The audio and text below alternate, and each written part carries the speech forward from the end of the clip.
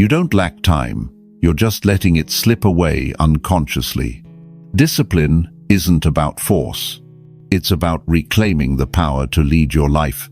And if you've ever felt like you're alive, but not really in charge, then this video might be the wake-up call you've been waiting for. Hi, I'm a modern Stoic philosopher, and today I want to take you on a different kind of journey. Not to teach you another productivity hack, not to overload your to-do list with 10 more things before breakfast, but to help you reconnect with the part of you that's starving for purpose, for structure, for real freedom. Discipline isn't about pretending to be tough or grinding every single day. It's about ruthless honesty with yourself. It's about showing up for your values even when no one's watching.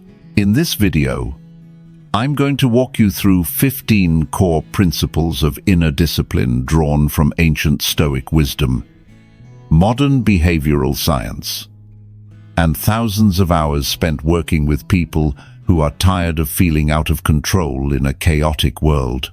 If you've ever procrastinated, felt lost, felt like you're draining your energy and going nowhere, stay with me, because this video won't just change how you work, it might just change how you exist. Principle number 1. Discipline is a rebellion against chaos. You know, most people think discipline means being strict, waking up at 5 a.m., cutting sugar, running in the cold, keeping a perfect schedule. But what if I told you, true discipline isn't about control.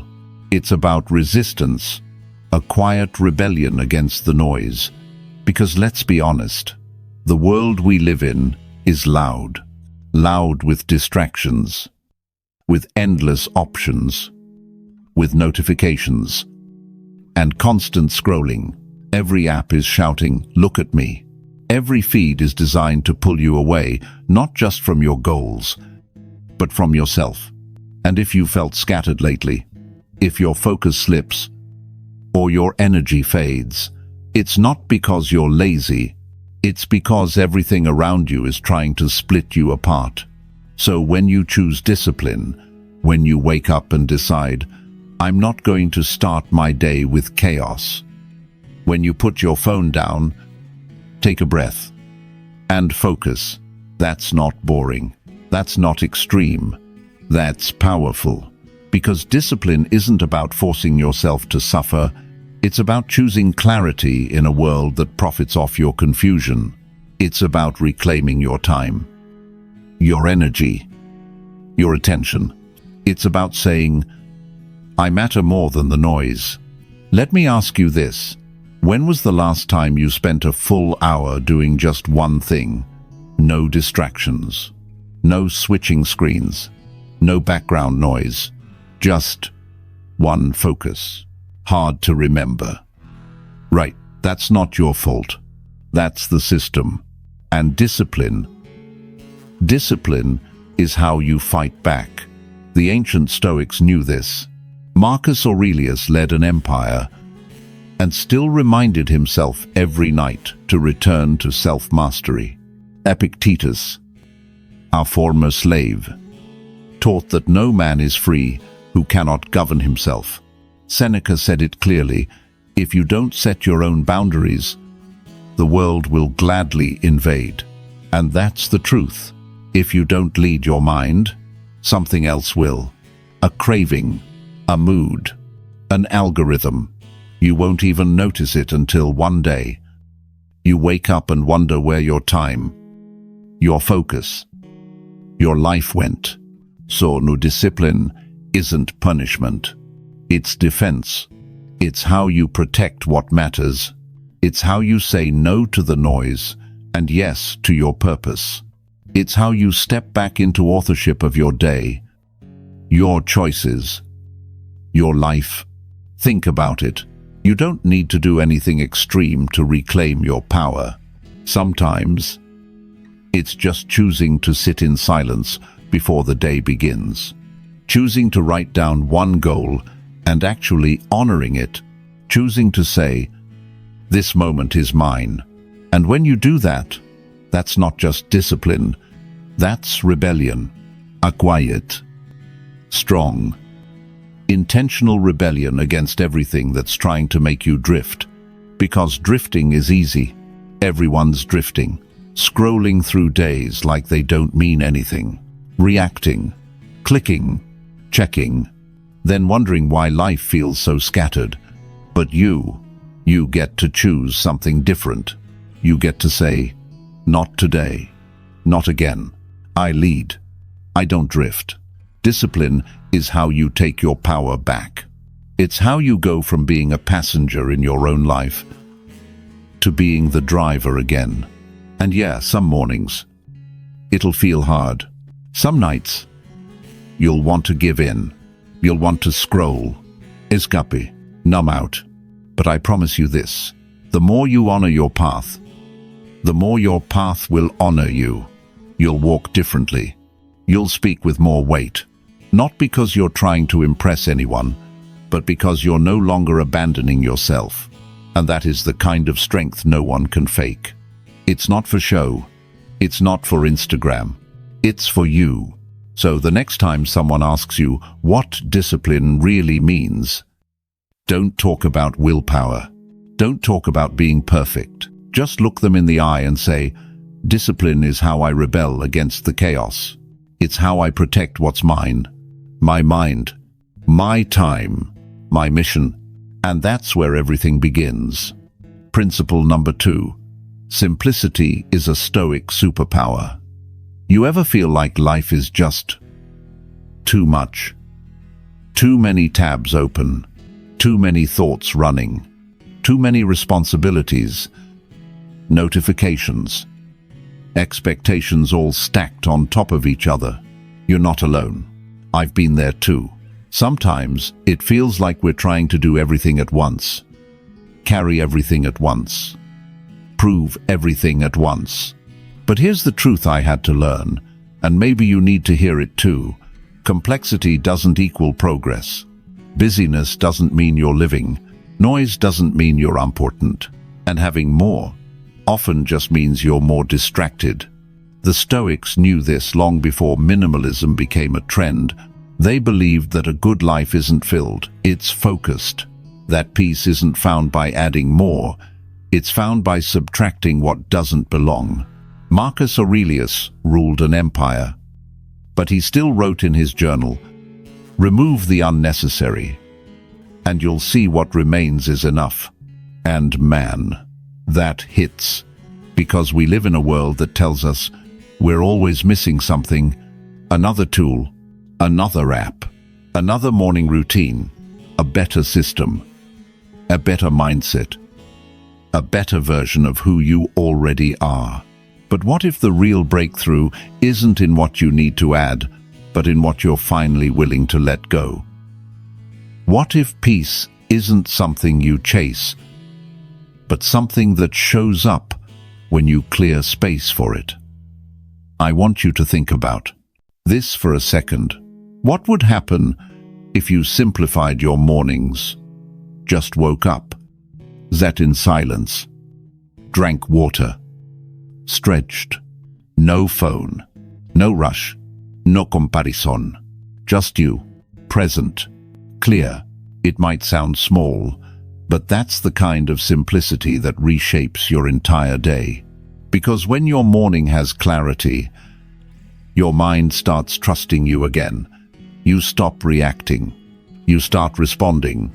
And when you live like that, even in small moments, that's power. That's Stoic. See, simplicity isn't just about what you own.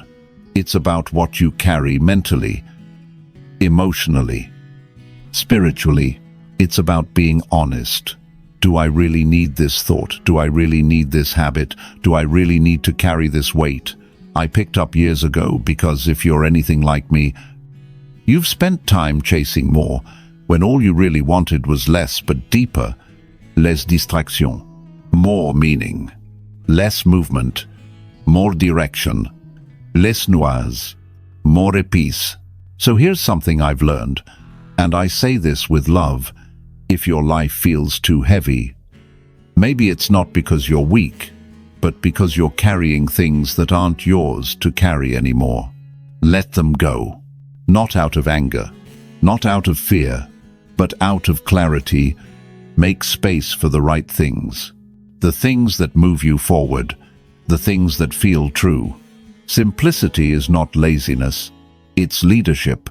It's knowing what matters and being courageous enough to live by it.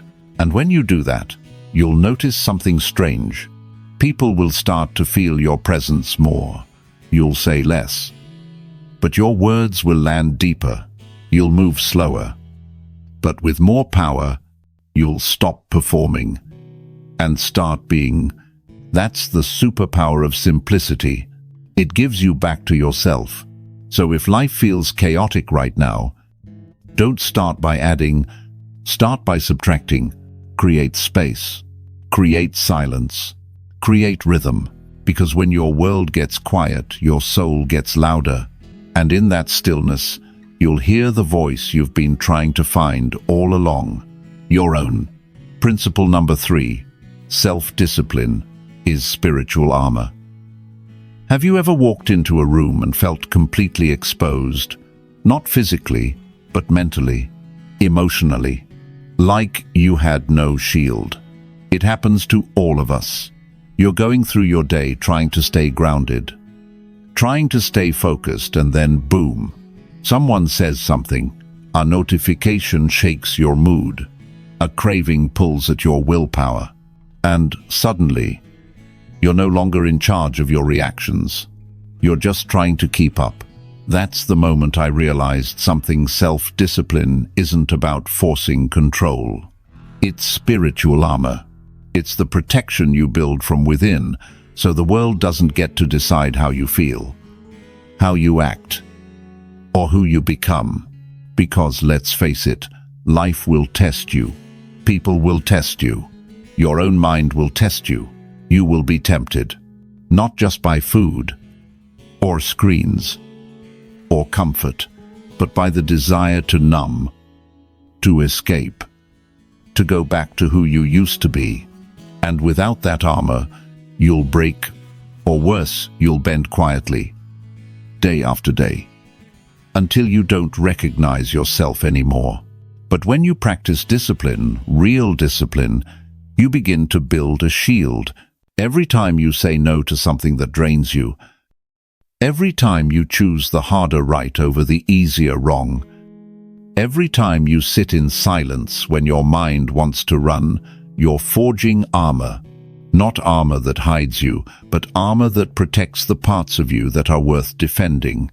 Your values, your energy, your direction. The Stoics believed in this. Epictetus taught that we can't control what happens outside us, but we can always control how we prepare for it. And that's the essence of discipline. It's not about perfection. It's about preparation. You don't wait until the storm comes to build a roof. You build it when the skies are clear. So when the chaos shows up, you're already anchored. Think about it. When your emotions are spinning and the world feels loud and you don't know what's next, what keeps you steady? It's not motivation. It's not energy. It's not other people telling you to stay strong. It's you. It's the internal system you've built brick by brick, day by day. And that system, that's discipline. It's waking up when you said you would, even if you're tired, even if no one else is watching. It's keeping your word to yourself. Not because it's dramatic, but because it's sacred. Because the truth is, your integrity is your protection. And when you lose that, you're open to anything. You chase the next thrill. You say yes to things that hurt you. You break your own boundaries just to feel something. But when you wear your armor, when you live with alignment, you move through life differently. You're not untouchable. You're just unshakable. And you don't have to raise your voice to be strong. You don't have to post your routines to prove your worth. You don't have to be perfect to be grounded. You just have to remember, discipline isn't the opposite of freedom. It's the thing that makes real freedom possible. Freedom to say no. Freedom to walk away. Freedom to stay calm when the world wants you to spiral. That's the kind of power no one can give you, and no one can take away once it's yours. So, today, ask yourself gently, where am I most vulnerable right now? Where do I need armor? Not walls. Not defense mechanisms, but real structure that protects what matters. And then build it, quietly, consistently, with love. Because life doesn't get easier, but you get stronger. And discipline, true, deep, soul-aligned discipline is the armor that lets you walk through the fire and keep your peace intact. Principle number 4. Without order. You pay in silence. Let me ask you something. Have you ever felt off? Not broken, not overwhelmed, just not right. Like your life is running, but you're not the one steering. Your schedule's full. Your phone keeps buzzing. You're moving all day, but by night, there's this strange emptiness that creeps in a kind of quiet guilt. And you can't explain it. You're not failing. You're not falling apart. But somehow, you know something is missing. That's the price of disorder. Not in crisis. Not in disaster, but in silence and the Stoics. They saw this long before we had words for it. Marcus Aurelius wrote, "Waste no more time arguing what a good man should be. Be one, simple, clear, focused." He believed that time, unstructured and undirected, was the most dangerous kind of waste. Not because it explodes, but because it slowly dissolves who you are. Seneca said it even more directly. It is not that we have a short time to live, but that we waste much of it. He didn't mean we were lazy. He meant we were unanchored. You wake up, you scroll, you react, you check your phone before you breathe, you answer emails before you set an intention, and the world without your permission takes the driver's seat. Modern psychology confirms what the Stoics already knew. When you live without clear structure or rhythm, your brain slips into a reactive mode. It starts scanning for stimuli instead of creating focus. It shifts from leadership to survival. You become busy, but not intentional. And that's when something dangerous begins. You stop noticing the drift. You think, I'm just overwhelmed this week. But it's not just the week, it's the lack of order within the week. You think, I'll catch up eventually, but eventually keeps moving further away. You're not lost. You're just surrounded by too many paths and no compass. And that internal fog, that quiet restlessness, that's the price of disorder. It doesn't yell, it whispers. And that's why it's so hard to fight, because nothing is technically wrong, but you know something's not right. Now don't get me wrong, order doesn't mean controlling every second of your life. This isn't about being robotic, it's about creating containers for peace. It's about designing moments that protect your attention before the world consumes it. Think of it like architecture for your soul. A morning routine isn't about waking up at 5 a.m. to impress Instagram. It's about starting your day on your terms. It's about breathing before reacting, choosing before drifting. Even neuroscience backs this up. Studies on cognitive load show that clutter, mental or physical, steals brain energy. It makes decisions harder. It spikes stress. And it keeps your mind stuck in survival mode, even when you're safe. But when your environment is calm, when your tasks are clear, when your days have shape, your nervous system can relax. And that's when clarity begins to return.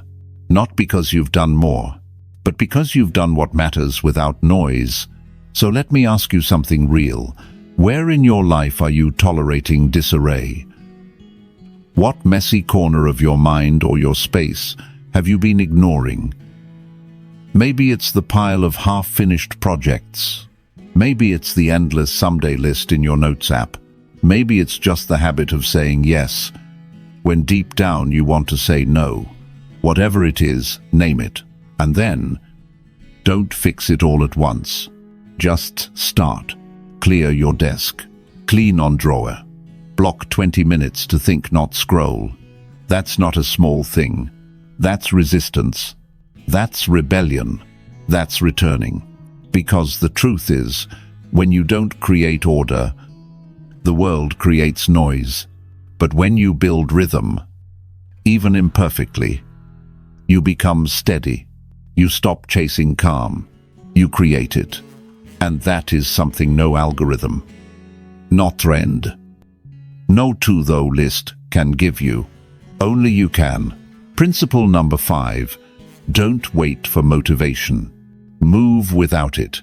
You know that feeling when you wake up and your brain whispers, "Not today." You lie there, staring at the ceiling. You tell yourself you should get up. You should work out. You should open that file. Write that thing. Call that person, but you don't move. Why? Not because you're lazy.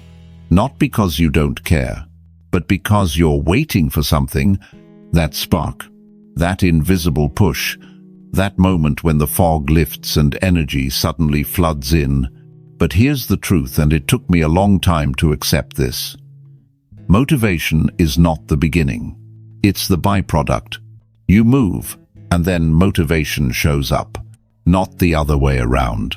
The Stoics understood this long before psychology did. Epictetus taught first, say to yourself what you would be, and then do what you have to do. In other words, don't wait to feel like it. Act like it's who you are, and the feeling will follow. Today's science says the same thing. Neuroscience calls it behavioral activation. When you take action first, even small, your brain begins to release dopamine. Your body starts to wake up. Your thoughts begin to align. And the very energy you were waiting for begins to appear. It's backwards from how we've been taught. We think motivation comes first, that we need to be in the zone, that we need a clear mind and a good playlist and a perfect morning. But real life, real discipline, it looks like brushing your teeth when you feel numb, showing up to your desk when your thoughts are messy, moving your body when everything in you says, stay still. That's not robotic. That's honor. That's integrity. It's easy to act when you're inspired. Anyone can run when they're excited. But the person who moves when it's heavy, that's the one who wins. I want you to imagine this. 2 versions of you. One that waits. One that begins. The first one wakes up and says, ugh, not feeling it today. I'll try later. They roll over. The day rolls on. And nothing moves. The second one wakes up and says, I don't feel it, but I'll sit up anyway. They don't leap into action. They just begin. 1 glass of water, 1 stretch, 1 sentence, 1 rep, not impressive, but real. And that difference between waiting and beginning is what separates drifting from becoming. Look, I get it. There are days when you feel empty, days when everything feels meaningless, when even the smallest task feels too far away. I've been there, but I've also learned this. If you move even 1 inch, the fog begins to lift, not because your circumstances change, but because you do. And the best part, you don't need to move with force. You just need to move with intention. Put your shoes on, write 1 line, send 1 message, stand up and take a breath. That's it. The rest will come, because the body leads the mind, not the other way around. And action doesn't wait for permission. It creates momentum. Marcus Aurelius, in the quiet of his own journal, reminded himself, at dawn, When you have trouble getting out of bed, tell yourself, I have to go to work as a human being. He didn't say, wait until you feel good. He said, do what a human being is meant to do. Live, move, show up, even when it's hard, especially when it's hard. So if you're listening right now, and you've been waiting for a sign, for energy, for the right mood, this is it. Not because I'm saying it, but because you already know it. You've waited long enough. And maybe the most powerful thing you can do today isn't finish everything, isn't push to the edge, isn't hustle till you break. Maybe the bravest thing you can do is just begin. Right now, exactly where you are. Not because you feel like it, but because you're becoming the kind of person who doesn't need to wait anymore. Principle number 6. Live by conscious choice. Not auto-reaction. Let me ask you something real. How much of your life, your habits, your reactions, your choices are actually yours? Not what your parents expected, not what society modeled, not what you picked up from people who never truly knew you, but yours. Have you ever stopped, really stopped, to ask, is this path I'm on something I chose or something I inherited? We all say we want to live with intention, to be grounded, present, in control of our time and our energy. But most of the time, we're just reacting to emails, to stress, to other people's emotions, to what happened yesterday, to the stories running in the background of our mind that we never chose to believe, but never questioned either. And you know what? That's not weakness. That's conditioning. From the moment we're born, we're trained to respond a certain way. Smile to be liked. Stay quiet to be safe. Achieve to feel worthy. And if you never pause to examine those scripts, you'll live inside them forever. You won't be living, you'll be replaying. The Stoics saw this clearly. Epictetus said freedom is the only worthy goal in life. It is won by disregarding things that lie beyond our control. But to do that, you first have to know what is in your control and what you've just been reacting to. Carl Jung, the modern psychologist, echoed this when he said, until you make the unconscious conscious, it will direct your life, and you will call it fate. That one stings a little, doesn't it? Because how many of your reactions, the ways you avoid, defend, shut down, aren't actually you? They're just patterns you never updated. But here's the beautiful truth. Patterns can be broken. Stories can be rewritten. And reactions can be replaced with choice. It starts small. You wake up, and instead of grabbing your phone, you sit in stillness for 30 seconds. You feel anger rising.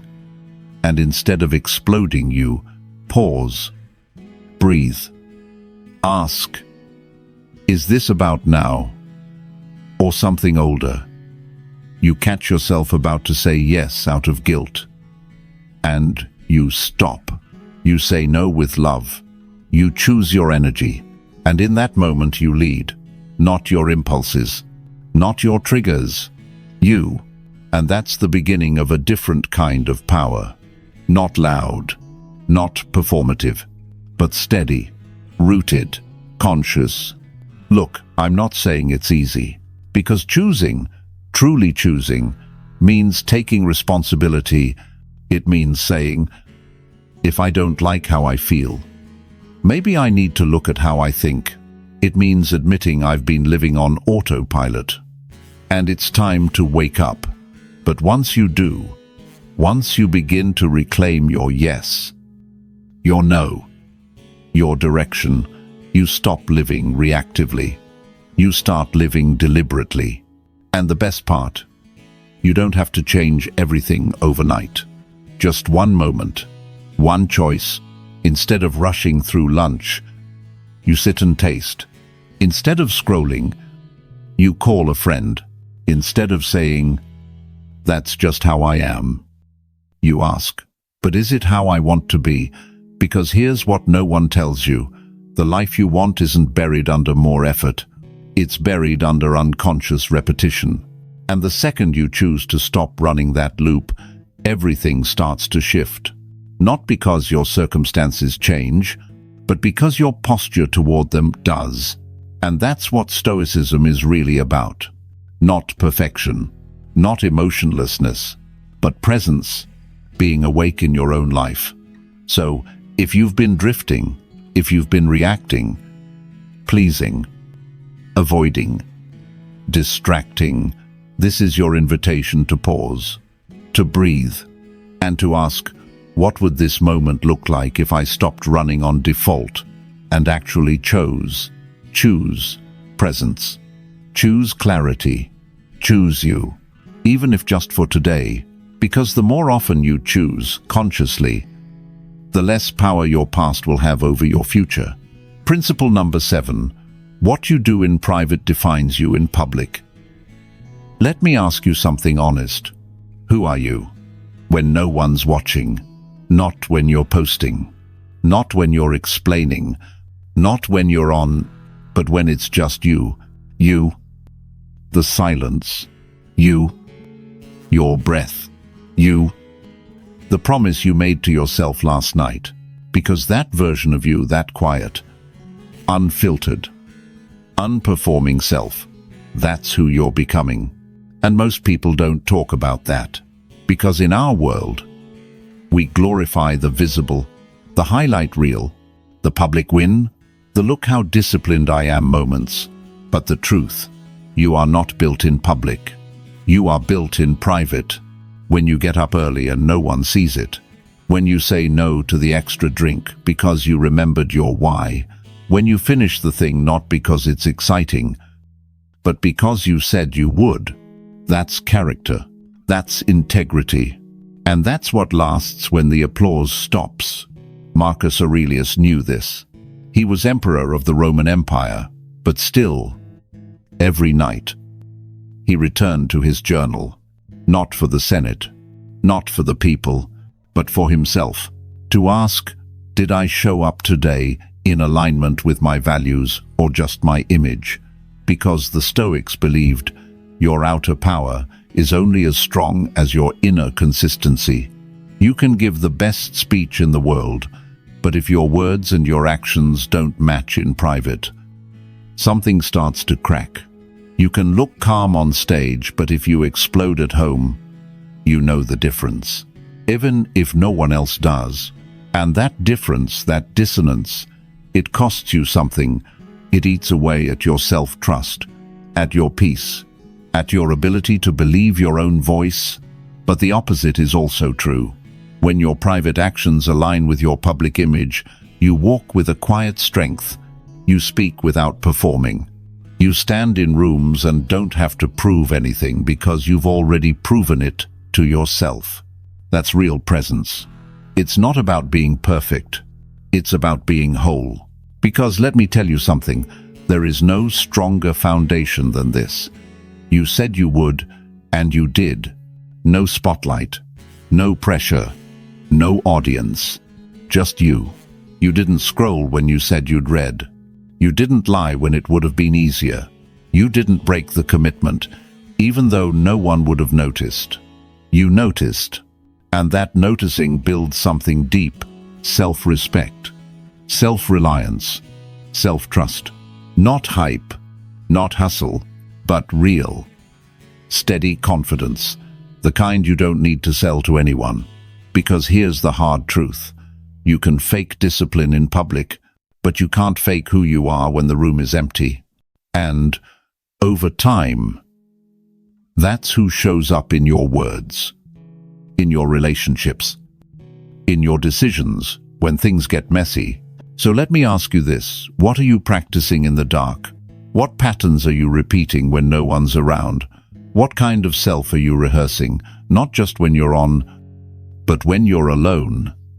Because you are always becoming something, not someday.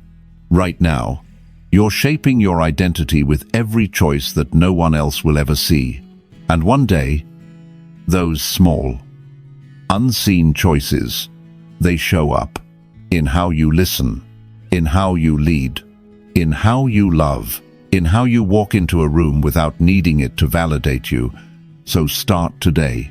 Not big, not flashy, but real. Keep the promise you made to yourself, even if it's just one. Drink the water, turn off the screen, sit in silence, stretch, breathe, write, rest. Do it quietly, not to impress anyone, but to realign with yourself.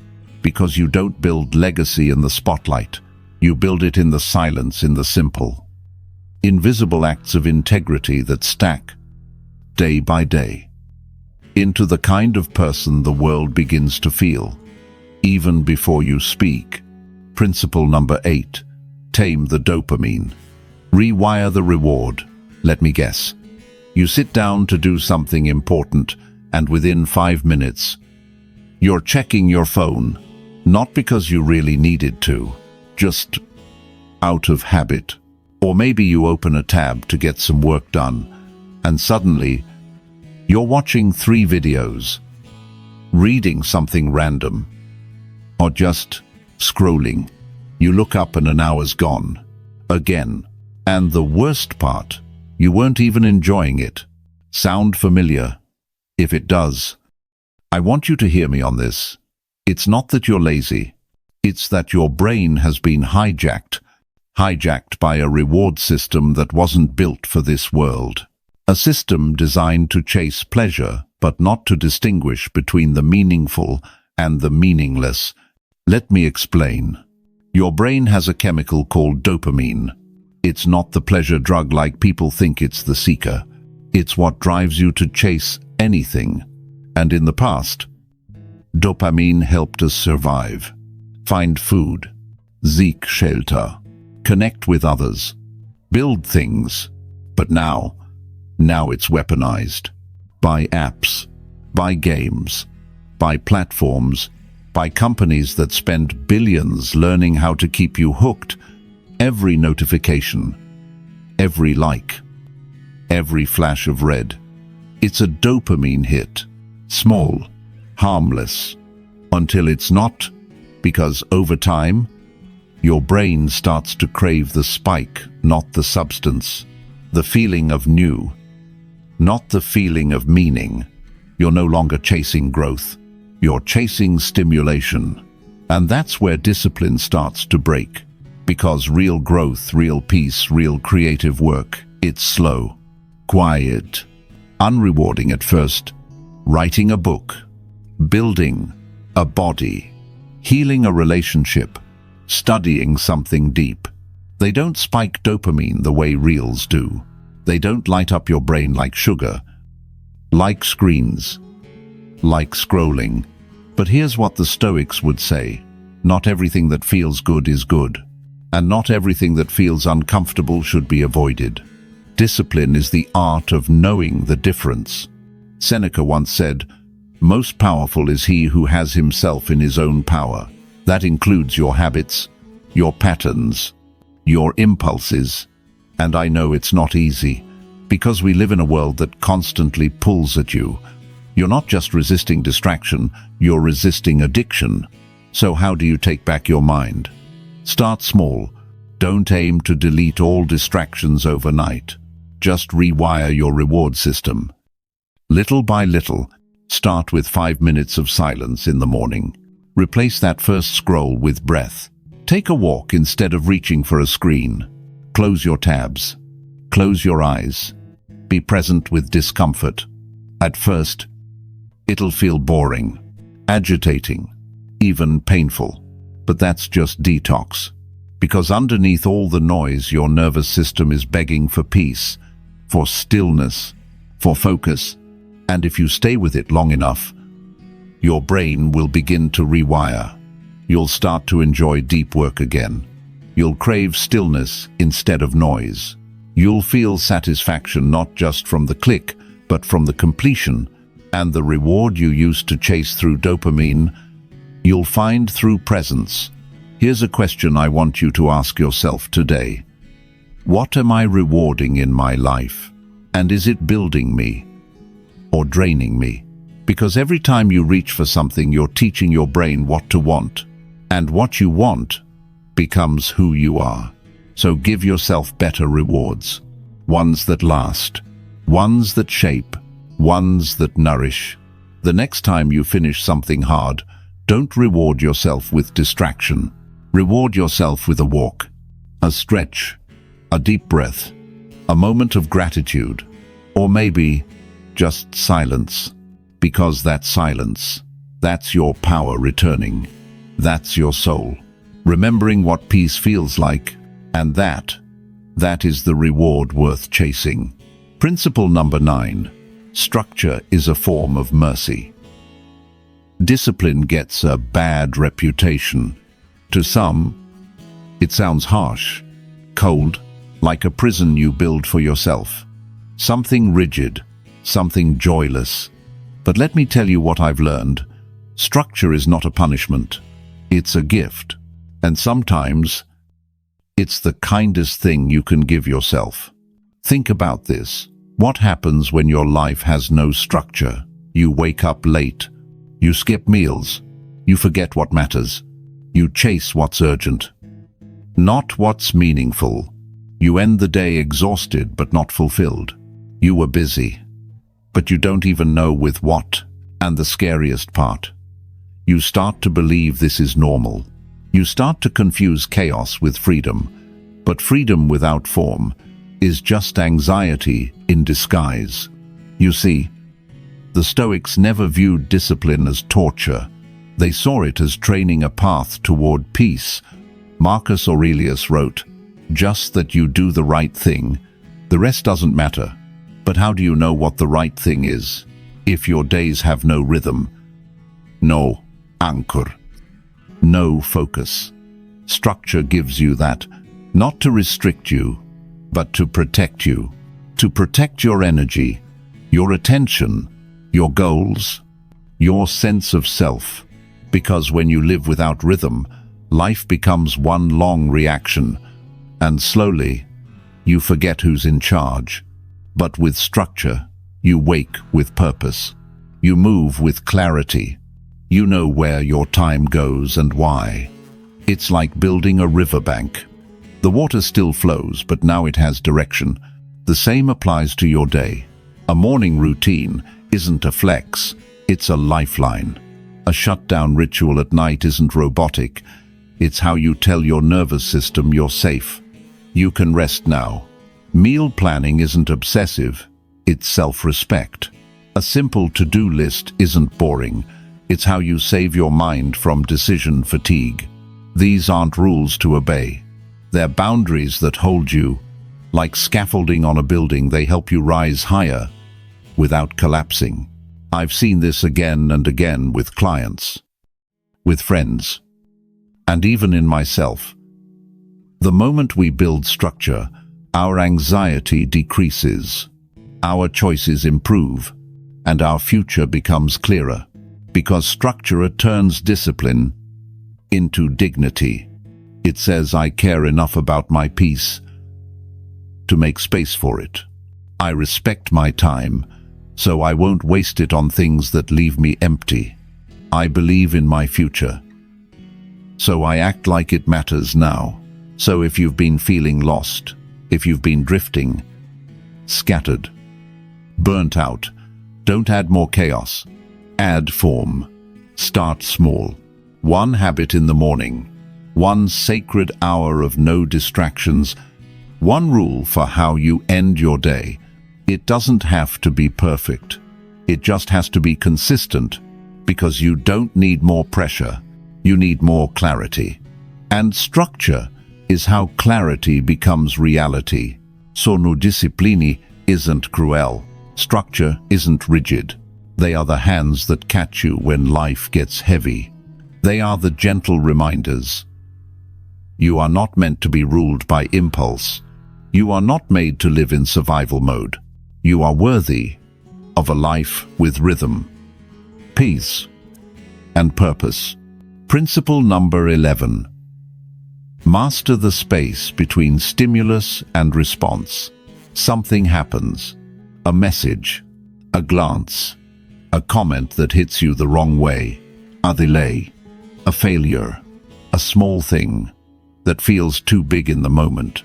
And before you even realize it, you're reacting, snapping, scrolling, yelling, shutting down, numbing out. It's fast, automatic, unconscious, and most of the time you regret it later. Sound familiar? That's because we've been conditioned in a world of instant gratification, constant alerts, and emotional whiplash to react without reflection. But the Stoics taught something radically different. You don't have to be ruled by your first impulse. You are not your anger. You are not your fear. You are not your craving. You are not your anxiety. You are the one who notices it, the one who chooses how to respond. Epictetus said it best: it's not what happens to you, but how you react to it that matters. Between what happens and how you respond, there is a space, and in that space lies your power, your self-respect, your freedom. But here's the hard truth. Most people never enter that space. They just react, again and again, on repeat, as if life is pushing buttons and they have no say. But you do. And the moment you step into that space, that tiny pause between trigger and choice, everything changes. You go from reactive to responsive, from emotional chaos to grounded clarity. This is where discipline begins, not in the doing, but in the not doing, in the pause, the breath, the decision not to be a slave to the moment. Let me give you an example. Someone insults you online. Your ego flares up. You want to clap back fast, sharp, clever. But then you pause, and in that pause, you remember your peace is more valuable than proving your point. So you choose silence, or grace, or humor, and you win not the argument, but your own respect. That's real strength. Or maybe you feel anxious. Your body wants to run, escape, scroll, eat, distract. But this time, you breathe. You sit with the discomfort. You ride the wave instead of drowning in it. And it passes. That's mastery. And the best part, this space, the one between stimulus and response, grows every time you practice stepping into it. At first, it's 1 second, then 3, then 5, then enough time to make a better choice. You begin to interrupt the pattern, and with each interruption, you reclaim your life. Because here's the truth: if you can control the space, you can control your story. You're no longer just reacting to life. You're responding with intention. You're not just surviving your emotions, you're leading them. And this isn't about being robotic. It's not about suppressing how you feel. It's about owning your response, with clarity, with calm, with courage. So the next time something hits you, pause, breathe, feel, notice, and then choose. Do I want to react from fear or respond from wisdom? Do I want to repeat my old story or write a new one? Because in that tiny space, the space you never thought you had, lies your greatest power. The power to respond instead of react. Principle number 12. Build inner fortitude, not outer validation. Let me ask you something. When was the last time you did something just because it mattered to you, not to impress, not to prove, not for the likes, not for the applause, but because it aligned with your values even if no one noticed? Because here's the trap of modern life. We've been taught to perform, not to live, to curate instead of connect, to be seen instead of being centered, to chase approval instead of building identity. You post something and wait for validation. You accomplish something and wonder if it was good enough. You wear a version of yourself for people who don't even know you. And slowly, without realizing it, you outsource your worth. You start believing your value comes from the outside, how they respond, what they think, what they say. But the Stoics would say, you're looking in the wrong direction, because everything external, it's fleeting, fragile, out of your control. Your follower count can disappear. Your reputation can shift. Your success can fade. But what you build on the inside, that's yours, and no one can take it. Seneca wrote, "It is not the man who has too little, but the man who craves more, that is poor, craving applause, craving recognition, craving external proof that you're worthy. That's the poverty of the modern soul. But you can choose differently. You can build fortitude, a deep, grounded sense of who you are, even when no one's watching, even when no one's clapping, even when the world seems to ignore you. Fortitude isn't loud. It's quiet. It's humble, but it's immovable. It's the voice in your soul that says, I did the right thing, even if no one saw it. I stayed aligned, even when it cost me attention. I walked in integrity, even when shortcuts looked tempting. And you know what's beautiful about inner fortitude? It makes you unshakable, because if your confidence comes from attention, you'll crumble when it fades. But if it comes from character, you'll rise, no matter what shakes around you. So how do you build it? Start by telling yourself the truth. Catch the moments you're performing and come back to presence. Ask yourself, would I still do this if no one ever knew?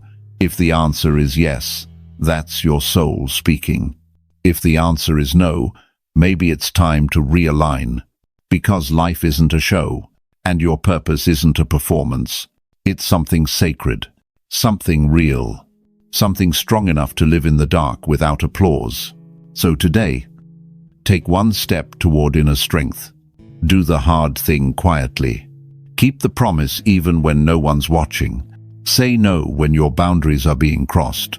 Say yes when your heart knows it's right. And remember, the most powerful version of you won't be the one they admire. It'll be the one you respect.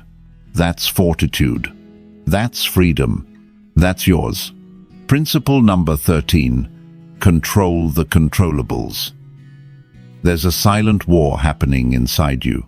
A tug of war between everything you can control and everything you can't.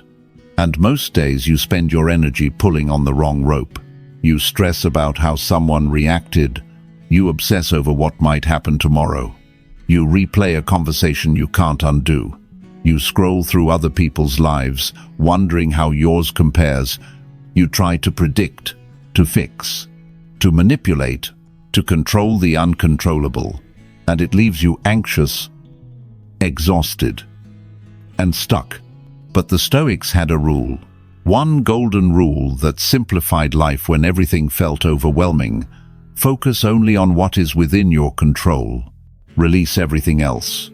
Sounds simple, right? But in practice, it's revolutionary. You see, most of your suffering doesn't come from what is. It comes from your resistance to what you can't change. You get angry at the weather, disappointed in people's opinions, defeated by things that were never yours to command in the first place. Marcus Aurelius said, "You have power over your mind, not outside events. Realize this, and you will find strength." Let that sink in. Your power isn't in controlling outcomes. It's in controlling your outlook. You can't control how they treat you, but you can control whether you let it shape your self-worth.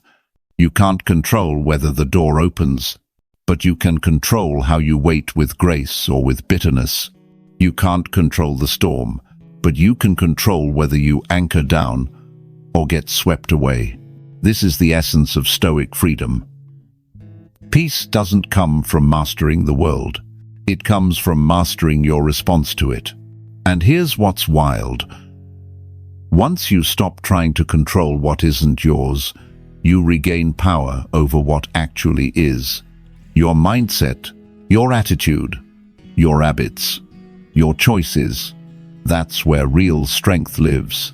Not in trying to manipulate what people say or do, but in showing up with integrity no matter what they say or do. So here's a practice. Whenever you feel overwhelmed, ask yourself one simple question: is this within my control? If it's not, breathe. Let it go. Pray if you need to. Move on. If it is, take action. Speak truth. Do the work. Own your response. Because the more you focus on what you can control, the more powerful you become. Not in the world's eyes, but in your own. And that's what matters. Not power over others, but power over yourself. Because when you can stay calm while the world spins, when you can stay rooted while people shift, when you can stay aligned while plans fall apart, that's not weakness. That's mastery. And that mastery begins with a choice. Every day, in every moment. Let go of what's not yours. Show up for what is. That's how peace is built. That's how discipline is forged. That's how you take your power back. Principle number 14. Make peace with boredom. Let's be honest. You hate boredom. Not just dislike it, you avoid it like a virus. You reach for your phone in the elevator. You open a new tab while waiting for a video to load. You scroll through noise just to avoid stillness. Because somewhere along the way, you were taught that boredom equals useless. That quiet moments are wasted moments. That unless you're stimulated, you're stagnating. But the Stoics, they saw it differently. They understood boredom isn't your enemy. It's a doorway to presence, to reflection, to rediscovery. You see, modern life has conditioned you to expect constant dopamine, fast, loud, new. Now, so when things slow down, you panic. You feel like you're falling behind. You feel unproductive. You feel empty. But here's the truth. Your ability to sit with boredom reveals your capacity for discipline, because boredom is the space between distraction and depth. It's the silence before clarity, the stillness where true creativity is born. Think about it. When was the last time you let yourself be fully unavailable to the world and fully available to yourself? Not checking, not scrolling, not performing, just being. That's where the real work begins. The Stoics practiced this all the time. Marcus Aurelius carved out time daily to reflect, not because he had nothing else to do, but because he knew that silence sharpens the soul. He wasn't afraid of being alone with his thoughts. He welcomed it. And today, that's a radical act, to sit in a room without a screen, without a plan, without a fix, and just be. Because in boredom, you begin to hear the voice beneath the noise, the part of you that doesn't need validation, the part of you that remembers what matters, the part of you that says, stay. Don't numb. Go deeper. And when you do, you build something most people will never have. A mind that isn't constantly begging to be entertained. A soul that isn't dependent on stimulation to feel alive. A focus that doesn't shatter at the first sign of stillness. This is where discipline lives. Not just in action, but in inaction. That is intentional. So the next time boredom creeps in, don't run. Don't fill the space. Don't numb the silence. Don't reach for cheap dopamine. Instead, sit, breathe. Let the stillness do its work. Because on the other side of boredom is clarity, is strength, is you undistracted and unshaken. Don't fear the quiet. That's where warriors are formed. Principle number 15. Embrace voluntary hardship. We spend so much of life avoiding pain. We chase comfort. We design convenience. We look for hacks, shortcuts, and the path of least resistance, and slowly, without noticing, we get soft, not just physically but mentally, emotionally, spiritually, until even small discomforts feel unbearable. Until discipline feels impossible, until every challenge feels like a personal attack. But the Stoics, they lived differently. They understood a hard truth. If you don't choose your pain, life will choose it for you. And often, it chooses worse. So they practiced voluntary hardship, sleeping on the floor when they had a bed, wearing simple clothes in a lavish world, fasting when food was abundant, walking when they could ride, not because they hated comfort, but because they didn't want to depend on it. They knew, if you can thrive without what you think you need, then you are free. Most people wait for hardship to come, a breakup, a loss, a failure, a recession, an illness, and when it does, they break, because they've never trained for it. But you can train now. You can build resilience before life tests you. How? Wake up early before you feel like it. Sit in silence even when it's uncomfortable. Do the hard workout even when it's cold. Have the tough conversation even when it's awkward. Say no to the easy pleasure even when no one's watching. Each time you do, you grow stronger, not just in muscle, but in mind, in will, in character, because discipline isn't just about doing what's right. It's about becoming someone who can carry weight and not collapse, someone who can feel pressure and not panic, someone who can walk through fire and not lose their soul. This is the paradox. Comfort will weaken you if you let it, but hardship, when chosen, will make you unbreakable. You don't need to suffer endlessly, but you do need to train your spirit to do what's hard while it's still optional. So when it's no longer optional, you're ready. That's what the Stoics knew. That's what modern life has forgotten. That's what you're here to reclaim. So start small. Turn off the noise. Go for the run. Fast for a day. Sleep without the fluff. Say no to the urge. Not because you have to, but because you can. Because every time you embrace discomfort on your terms, you take power back from the world. And when life throws its worst, you won't just survive. You'll rise. You were not made for comfort. You were made for courage. If you've made it this far, thank you. Not just for watching, but for staying. For sitting with hard truths. For choosing reflection over distraction. For caring enough to become stronger, not just someday, but today. You've just walked through 15 Stoic principles, not ancient relics but living truths. Ideas forged in hardship, made for people like you. In a world that rewards quick rewards and shallow performance, you've chosen depth, discipline, growth that doesn't scream, but endures. And I want you to know, you don't have to master all of this at once. This isn't a checklist. It's a compass. You'll forget some of these lessons. You'll fall short. You'll have moments of weakness. That's okay, because the goal isn't perfection. The goal is practice. To show up again, and again, and again, with humility, with courage, with a quiet fire inside you that says, I don't need to control the world. I just need to master myself. That's enough. That's where freedom lives. That's where peace begins. So wherever you go from here, remember this. You're not alone. You're not broken. You're not powerless. You are becoming, and that becoming starts with one choice. Today,